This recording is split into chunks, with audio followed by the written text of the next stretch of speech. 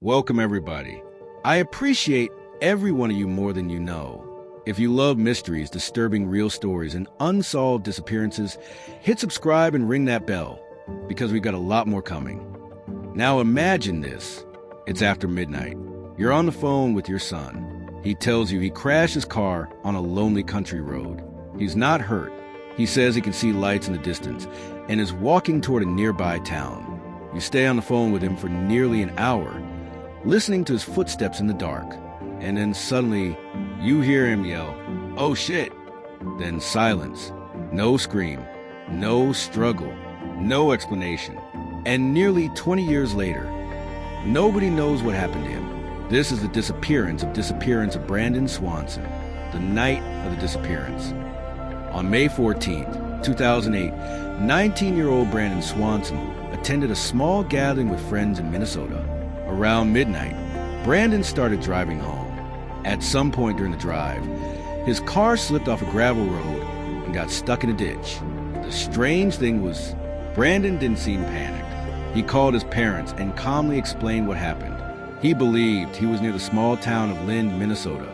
His parents told him to stay put. But Brandon decided instead to start walking toward what he thought were town lights nearby. His parents drove out to find him while staying on the phone the entire time. For nearly 47 minutes, Brandon talked with them as he walked through darkness, fields, and back roads. But something wasn't right. His parents couldn't find him.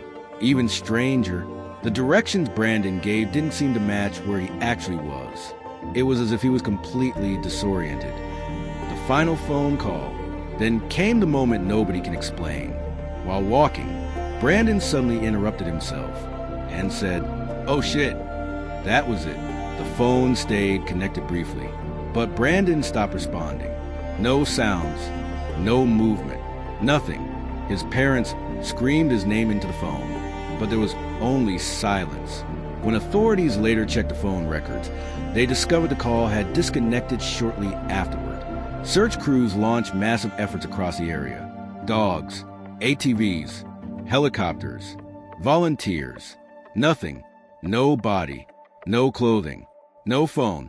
Almost no evidence at all. The strange discovery. Eventually, investigators located Brandon's abandoned car, but there was one major problem. It wasn't anywhere near Lind. Brandon had been mistaken about his location the entire time. He was actually miles away near another rural area. That changed everything. Investigators retraced Brandon's likely walking route. They discovered signs suggesting he may have crossed rivers, fences, and difficult terrain in complete darkness. At one point, searchers found footprints leading toward a riverbank. Then the tracks suddenly disappeared. Some investigators believe Brandon may have accidentally fallen into the river. But if that happened, why was so little evidence ever found? Others believe something else may have happened after the phone call ended. And that mystery has kept this case alive for years. Theories. Over the years, people have debated what happened to Brandon. Some think he simply became disoriented in the darkness and accidentally drowned. Others point out how unusual it is that so little was recovered after such extensive searches. Then there are stranger theories. Did he encounter someone after the call ended? Was he injured somewhere searchers never checked? Or did panic and exhaustion cause him to make fatal decisions in unfamiliar terrain? To this day, nobody truly knows.